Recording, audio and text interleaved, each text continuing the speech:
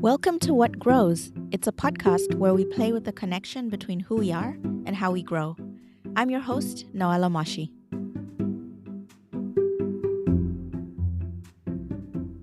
Sarah, you have a gift for creating magic in a room full of strangers. When I first met you at a Generalist World event, I watched you transform a group of people who'd never met into collaborators who wanted to keep working together even after the session ended. You designed activities that were both fun and inspiring, intimate without being awkward, and you made sure everyone left having gotten what they came for. So you write that you help people make the most of being together. As an experienced designer, community strategist, and facilitator, you've spent over a decade understanding that how we connect with each other is just as important as what we're trying to accomplish together. And in a world that often feels fractured, people like you are weaving us back together, one thoughtful experience at a time. So, welcome. Oh my gosh, Noella, that was so beautiful. Thank you so much for having me. I'm getting emotional with what you just shared. Thank you so much. I like I said earlier, I'm honored to be here and to speak with you. Yeah, I was just like so impressed and amazed after that session with the connection, the level of connection I felt with the people I met. So it's fantastic what you do. And the first question I have, and I love to ask everyone, is if you could give your life a title, like it was a book, what would it be? I don't know if I really have a title, but I I grew up swimming competitively and also playing water polo, and so I feel like it would be something related to water. Um, I think for me, water is also like I love just being in water, and I think I feel the most grounded, especially just thinking about the movement, and I think there would be a lot of fun things to explore in a title related to water. Yeah, and those are two very. I did not swim competitively or play water polo, but those to me, and tell me if this is right or completely off, seem like two very different things. Like one is in an individual solo, you're pushing against yourself or maybe pushing with yourself with the swimming competitively, and then water polo is a team sport.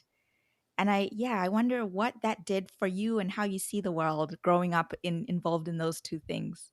Yeah, I mean, you're totally right. They're very different. And this is actually why I stepped away from swimming competitively because I was so bored of being by myself and just swimming laps back and forth. Which now, working in community, it's probably not surprising that I was like, I want to be in a team environment.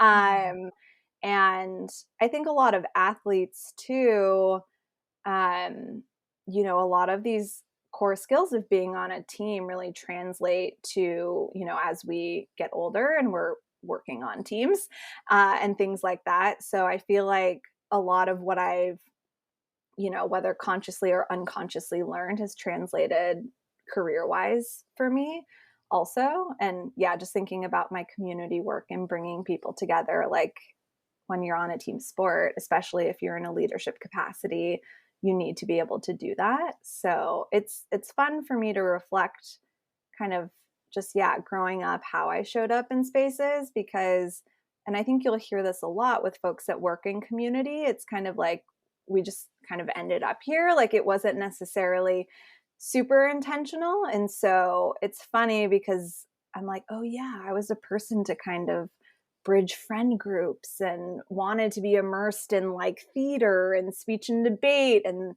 ASB and sports. And so it's been fun for me, I think, over the past couple of years to kind of reflect and be like, oh, yeah, I've kind of always been doing this. So just bringing, I think, a bit more intentionality to where I am today. Yeah. Yeah. Well, I can attest to that, like team sports being something that really supports a certain type of emotional intelligence and level of emotional intelligence. My story is kind of the opposite in that I was terrified of letting the team down. I didn't trust myself enough Mm. to be kind of in a team sports environment. And as a result, I kind of had to learn the hard way as an adult what it means to like work towards a shared vision with a group of people. And even Mhm. now, my husband's family, he's got a big extended family and they're all very close. And there's something about that social support and understanding, I guess, like without people saying it out loud or getting too deep or too intense, the needs of the group and how to support everyone moving forward is something that his family just does really naturally. And I'm like, I don't, I can do a one-on-one chat and we can get deep, but I don't know how to exist in this big group dynamic, but I know that it's important. Yeah. Yeah. What does it, I mean, what are the skills there? Well, I'm also like, Noella, what's did you play into any individual sports or like that's like actually the thing that I was like most curious about as you were saying I like kind of shied away from the group dynamics. I don't know if we want to go there, but I'm like you got me curious about Yeah. yeah. Yeah, so I actually do like to run. I still run now. So I'm the person that like tries to be bored and like listen to nothing while going for a run. Um Yeah. Um yeah, and I mean back to the group dynamic. I'm mostly an extrovert, I would say, and I don't know if you're familiar with the Enneagram, but I'm an oh, I'm Enneagram. obsessed with the Enneagram. Okay, Okay. so maybe we can do a little detour towards the Yes. Enneagram. But so I'm an Enneagram 7, so my husband jokes I'm a yes lady, and so I think that energy kind of in environments, it's group environments, it can be really good sometimes. Um, but I think when we're, yeah, in groups where we feel this sense of safety and that allows us to breathe. And, you know, even for me, and this is something I'm learning as I get older, and I think because my natural tendency is to be maybe more out in front, is it's okay for me to just hang back and like just be part of the group and see what's coming up. And I can talk, I think, a lot about group dynamics. My last full time job, I was working at a group coaching startup. I've matched hundreds of groups. And yeah, each group is so different. And I think sometimes that can feel very overwhelming, also. And if we really care about people's experience, it could be like, okay, are they having a good experience? Are they having an okay experience? But also, I think as a facilitator, you, and I mean, this is kind of just in life, like we don't really have control over other people and how they're going to respond to something. Like we can kind of do as much as we can.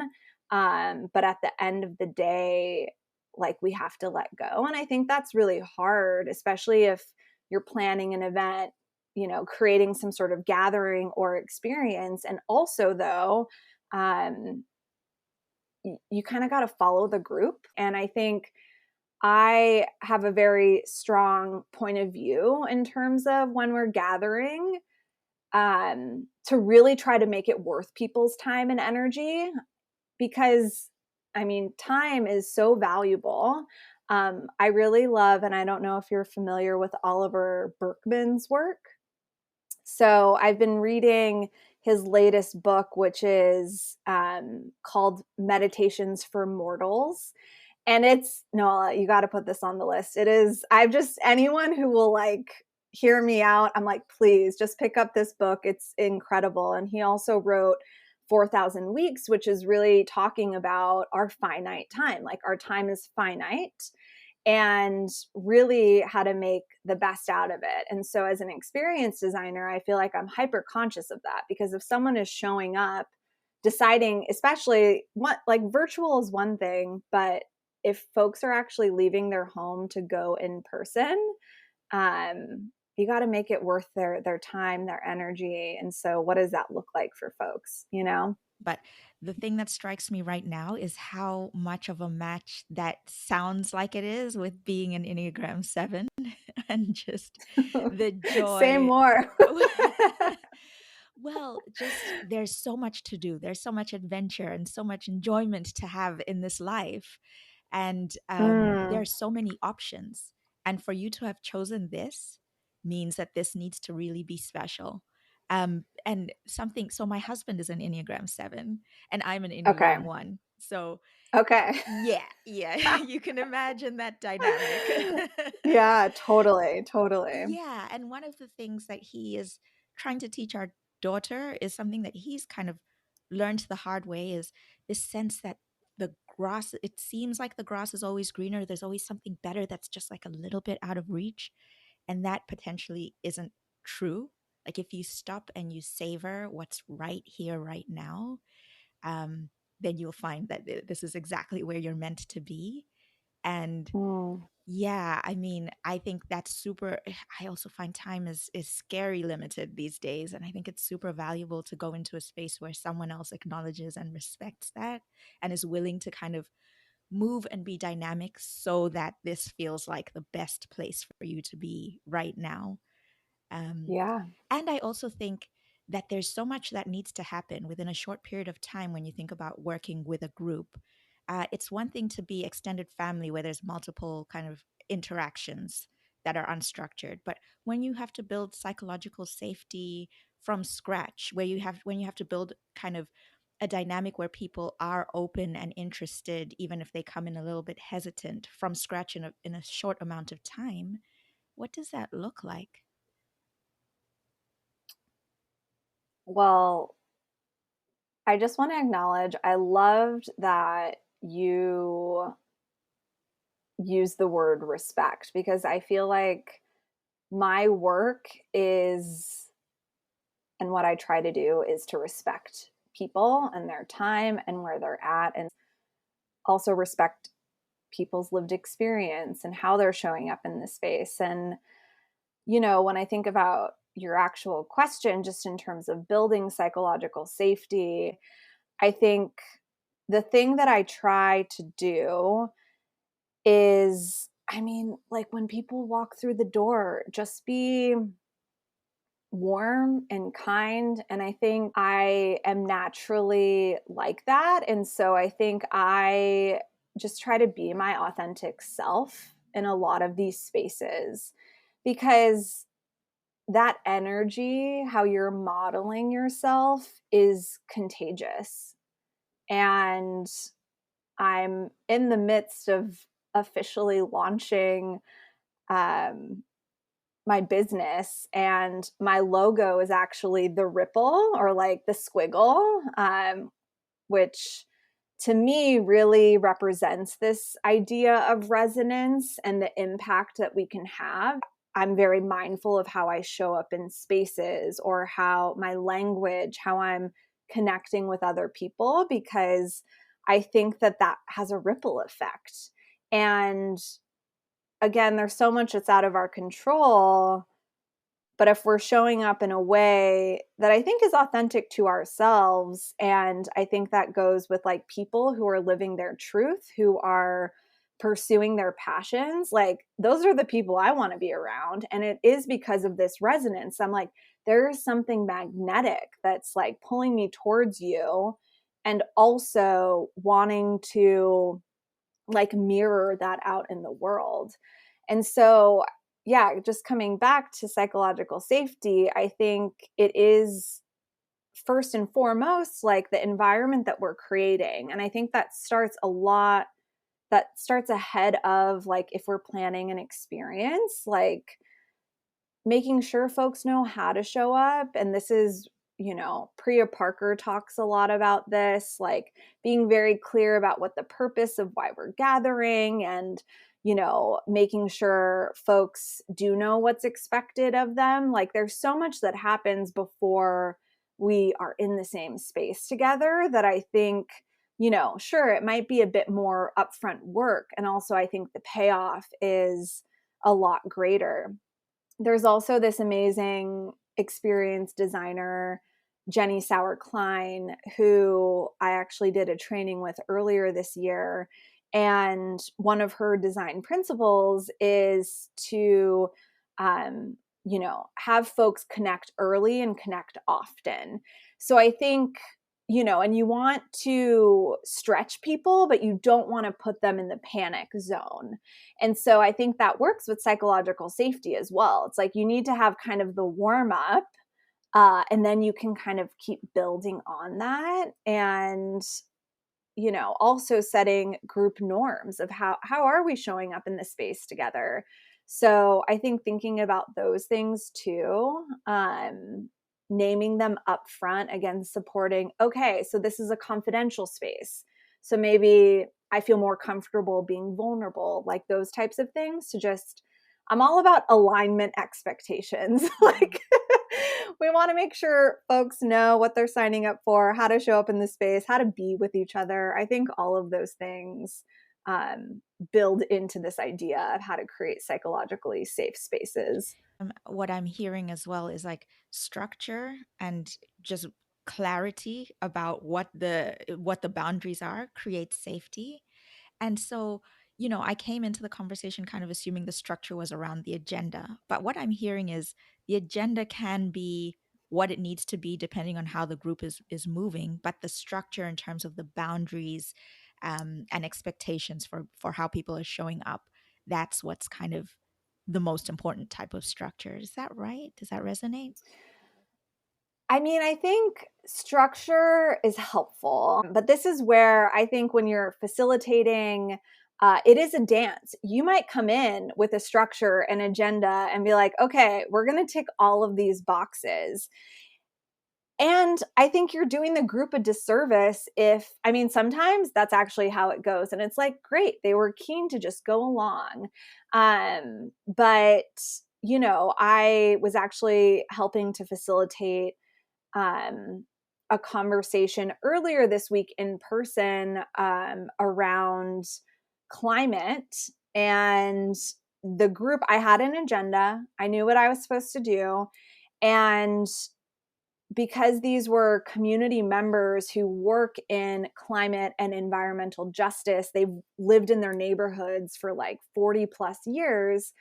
They actually were like, we've already done this. We want actually answers for certain things. And what that meant was totally throwing the agenda out the door in service of what the group needed at that moment. And so I think that there is often, it's a dance. What I also have been trying to do, and I think I did that at GW, was giving the group choice. Hey, I have these 2 activities planned. Like, what are we feeling more like we want to engage with at this moment? So you're still moving forward with like your plans and also giving the group choice and autonomy. And so that's been something too that I've been trying to incorporate. Because again, if we're respecting people's time, like we got to make sure we're finishing on time too. So like we don't want to go over because, I want to put, I think it's like my ego ahead of what the group needs. It's like, well, I put this together, so we better like tick all these boxes. So I think it's a lot of like, yeah, letting our ego go and being hyper aware of, okay, we might just need to throw that out the window. Like, let's suss out what the group needs in this moment. I 100% can relate to that. You mentioned dancing, and a friend of mine was saying, because I'm at this point where I also just really want to get to the next level with my work. And she's like, you're just going to have to move your Mm, feet a little bit faster. And I was like, I love that. It's still music, it's still play, yeah, but like move a little bit faster. yeah, And so the trust in myself that I can move a little bit faster, that I can roll with the different kind of whatever is happening in the room is what allows me to be fully present and unafraid to listen instead of kind of reverting back to my notes and being like, wait a second, okay, how do I bring it back to that? I think even in conversations like this, it's I can sense when I'm present because I can sense when I feel scared and like I have to go back to my notes versus, oh, this is a great chat and I want to keep listening. yeah, for sure. Um, I'm currently in this group coaching program with a really talented and amazing coach, Susan Eckstein. And the framework that she's developed is called unarmored leadership. And when I think about some of these things around control, like what it comes up for me is this armor that we're putting on too. And I think what you just shared was so that this, like, as you were describing, I'm like, I'm dancing with you. Like, and there's so much when we're dancing, if we're like actually thinking about dancing, it's like, oh, the music, and you kind of just feel the beat. And there's this, like, you're really, it's like the somatic, you're very connected to your body, you're grounded, I feel like when I'm dancing, I'm like feeling myself, I'm feeling good. Like, um, and so there's like this intuitive nature about it. And I think even too, as you're talking about, and I feel like I'm going to steal that, we're going to move our feet a little bit faster. It's like you're still doing that dance. You're still, I think, moving towards what's calling to you. You're just going a little faster. Like I really like that. I'm going to steal it. Yeah. Thanks to your Of friend. course, yeah. Well, it's Anne. And actually, when you're talking about the somatic piece of this, she runs this kind of nervous systems first work that she does with individuals and Mm, organizations. And it really is about allowing the wisdom of your entire body to manifest in your decision making. And it's been game changing for me. So, yeah, plug for Anne's work. there we go. Plug for Anne's. Yeah. So, I guess here's another question that's kind of about what people need from each other in order to take part in the conversation, because you worked across for-profit and nonprofit sectors. There's been different kind of objectives for the different facilitation work that you've done, but what have you learned about what people really need from each other regardless of the context they're in? I mean, don't we all just want to be seen? My passion is working with people. And I think seeing people is one of the greatest gifts we can give others. And I think breaking that down, it is being present, as you shared about, what you're trying to teach your daughter. It's like being here right now.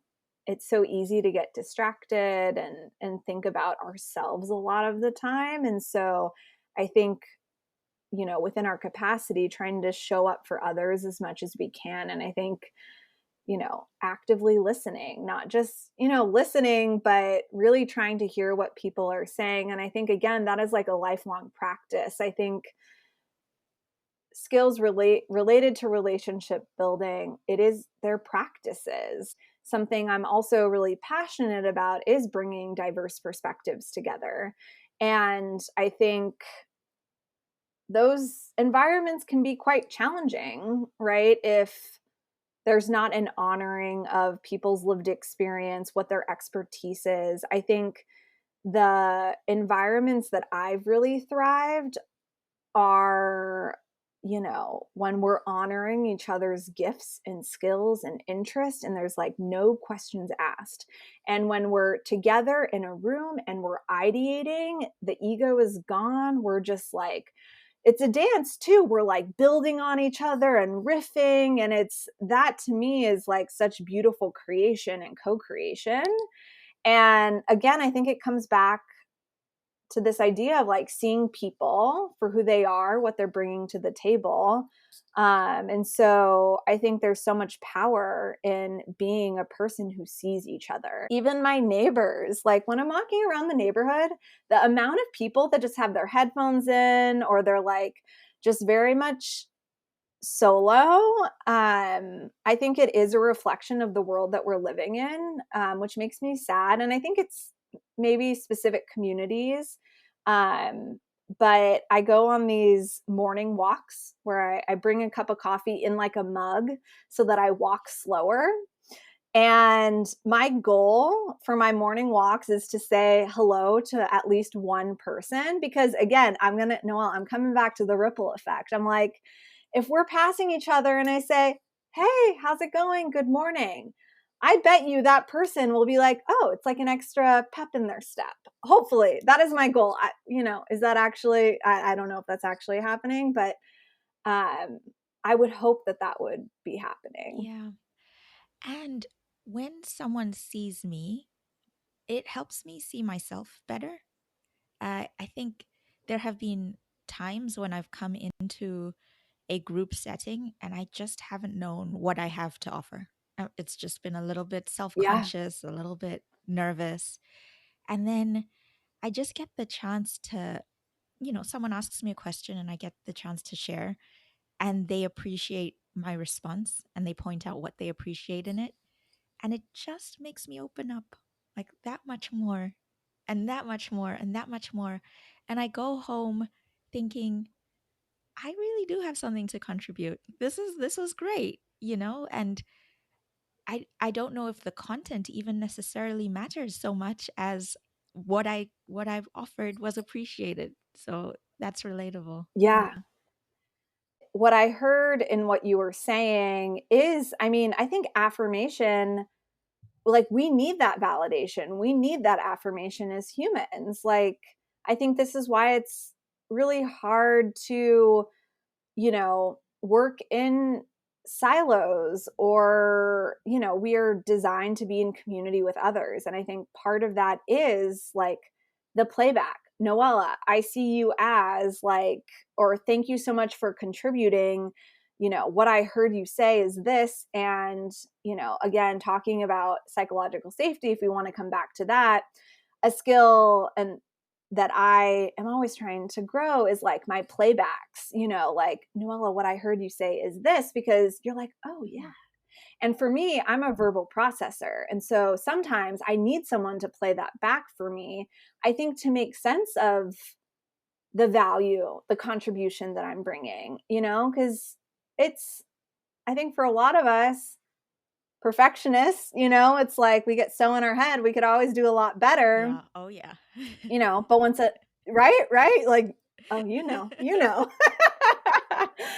um yeah, so I think calling those things out, and you know what, I think there's a push for us to do more of that, right? And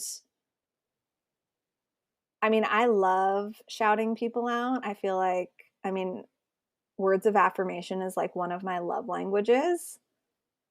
So I feel like I try to do that a lot for people. And maybe this is my own bias because I'm like, our love languages are what we want people to give to us.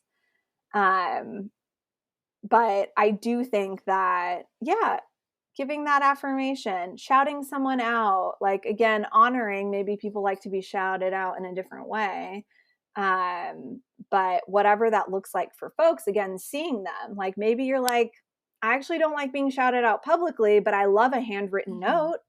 Okay, cool. Like, find out that info, like, see people for how they, want to be treated. Yeah.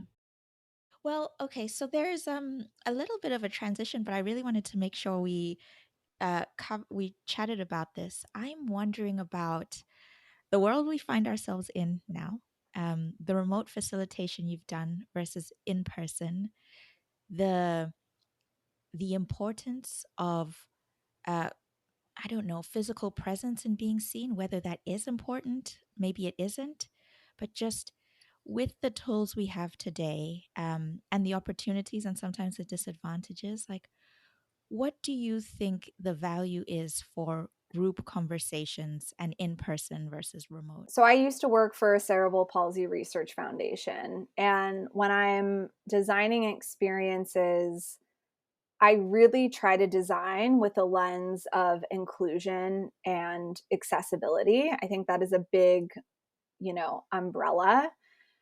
And one of the, I think, key advantages of remote work, remote experiences, is it gives more folks access to being able to join those experiences. And so I think that is a major win. And I know there's a lot of silver linings with the pandemic, but it really was a catalyst to, I think, again, I'll just talk about the disability community, but folks, more folks were able to get jobs because businesses were open to more remote work. And I think that's really important, especially when we're talking about virtual versus in person. Look, I love in person, and I actually think that people, and maybe I'm just speaking for myself because I work remote, um, and from my house, but I think there needs to be a push for people to leave their houses more. And this gets into, I think, bigger conversations around isolation and, you know, there being a loneliness epidemic. I, you know, would love, and I would hope, I think, with some of the things that I plan that are open to everyone, that I'm supporting people to feel less lonely, But I think, like, I want to put a call out to be like, get out of your house, meet your neighbors. Like, you don't need to go far. And also, I recognize that, that is not feasible for people always. And, you know, I think some of the work that I'm doing right now in the climate space, or I facilitated a conversation with a food security task force last week. There's also this big fear for people to leave their houses because of ice. And so,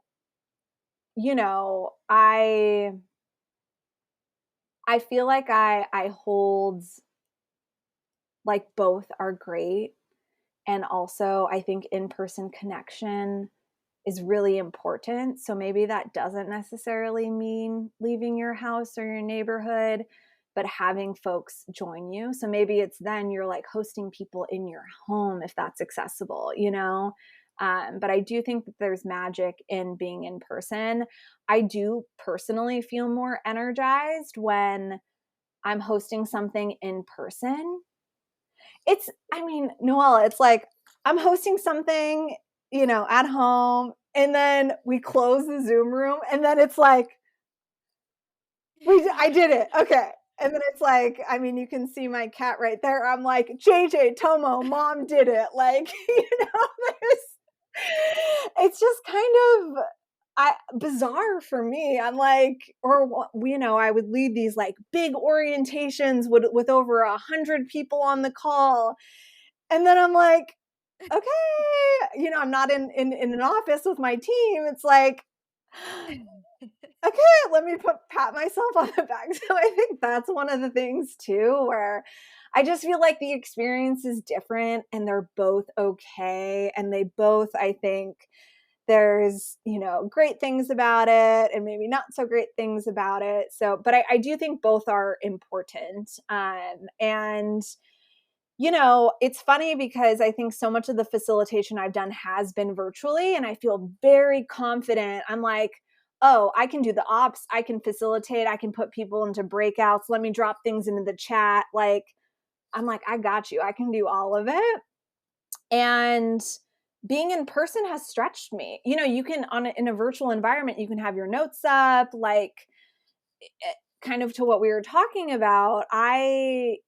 And maybe I'm having this like moment of my own reflection right now. I think sometimes when I'm virtual, I think I'm using, the notes as like a crutch, I guess. And, when you're in person, I mean, you could look at your notes all the time, but it wouldn't be a very good experience for other people, right? Yeah. Yeah. And that's kind of what was happening in the back of my head that I wanted to ask you about.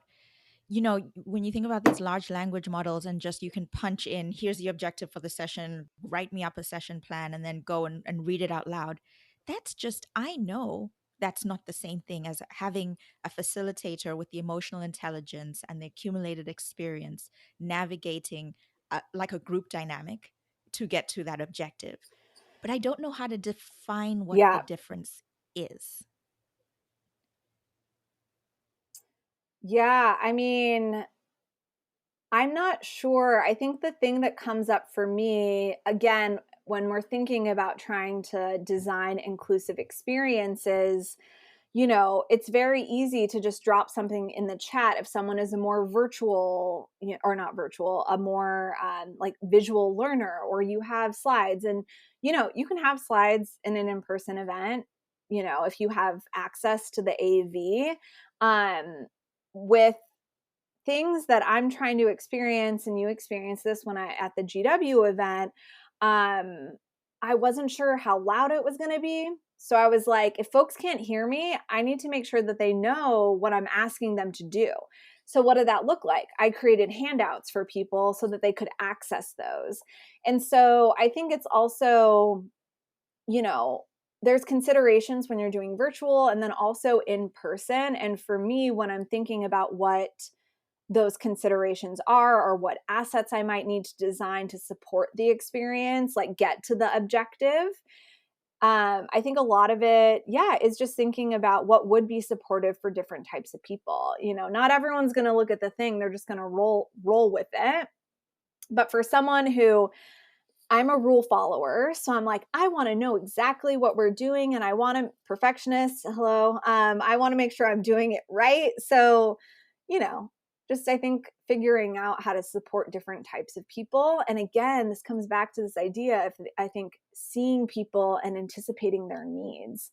Um, so yeah, I'm not sure like to your exact question. I'm also not sure, but those are some of the things that come to Yeah, mind for yeah, me. that makes sense. Is there an idea about community or connection that you used to believe but have since let go of? And what changed your mind? You know, when I first officially started working in the community space, I don't know if I always understood why people were not engaging in the way I wanted them. And this is also me. I can take things really personal.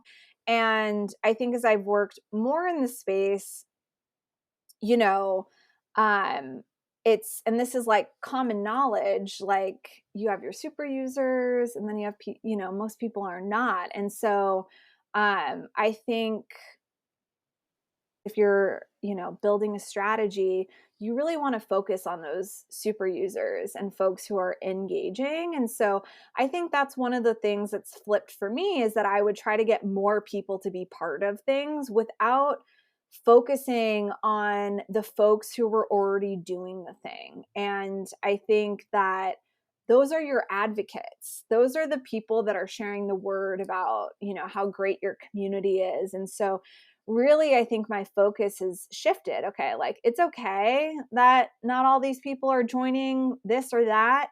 Let me focus on the people that are. And then I have some ideas like swirling around in my head in terms of just different types of community. I think for some communities, they're very identity based. And then I think there are some that are, you know, more seasonally, like if you're a new parent, like, so I think one of the things that I've been trying to think about for myself too is like, I do think that identity based communities kind of transcend time. And it's okay to have communities that support folks for just a season of time. You know, I think that's one of the things where maybe I didn't quite fully understand that. And so even doing, you know, early community work, I again want more people engaging and also to like be part of the community forever. And it's like, well, actually, they don't need to be part of this forever, you know? So that's something else that I think more recently I've been just kind of swirling around in my head as well. And so we live outside of Boston now. We've been here for about a year and a half. Before here, I lived in New York City for about a decade. And I feel very fortunate. I found a church that I got plugged in like pretty immediately. And I also think that there's something, again, this is like more identity focused, but also when I think about spirituality, I think there's certain things too that transcend time depending on the depth of the relationship. Then it's like your friends that you haven't talked to in a year, but it's fine, you know? And so that's something too, I think about too, because I think it's so natural. And I mean, it's been hard. A lot of my friends left New York City during the pandemic. And that was the first time where I feel like there was really a great exit of my friends, and some of them I've stayed closer to each other, but it's something that I feel like I'm talking about with people in my community is like, almost like it's okay. It's like permission that the relationship looks different. Um, and also, I think one of the things that I've talked about with some people too is like, but which relationships do we want to keep pouring Yeah. into? There's this great memoir called Big Friendship. Oh, I love this book, Noella. It's so good. It's written by two best friends. They co authored this memoir and they talk about, when you're in some sort of romantic partnership, it's very normal that, you're going through a hard time. You would go to therapy or, seek out help. But why don't we do that for our friendships? Like at the end of the day, it's all relationships, right? So, and we know that, our romantic partner can't be everything for us. So why are we not also investing in our friendships, not necessarily like we got to go to therapy with our friends, but like when there are hard things that happen, and I'm guilty of this, I've just like walked away from friendships because, you know, it felt maybe too hard to navigate. That's where like a rewriting of a narrative I think is needed, because we should fight for, we fight for family, fight for like our spouses, but what about our friendships? And we know that again, like those people mean so much to us. So, anyways, I another love book it. rec I'm for writing them you. all down. Yes. Yeah. And just something when you mentioned plugging into a church, like I didn't go to church for, I guess, around about 10 years, but I was raised in a church. I was raised Catholic. And I think moving to the US just and my memory of community and just honestly the safety of structure and people who I might not have anything to say to on a given day, but like we can chat, we can like sit down and make complete small talk about the weather and I feel safe and I feel comfortable. I want that consistency and community for myself and definitely also for my daughter. I want there to be faith in something bigger than us, and it doesn't mean that the thing necessarily exists, although I believe it does. I think just that faith, that action of like faith is Hmm. important. And so church as community, I don't know. I think it gets a little bit of a bad rep these days, understandably, but there's real value in that. Like, honestly, I think a lot of my community work started in the church, you know? And I think what's beautiful about that is, I think about my friend group. Gosh, I know so many people who are working in different professions who, some of my like most formative friendships, I mean, folks that are 10 years older than me. And this is where I really get curious because, I'm like, where do these spaces exist?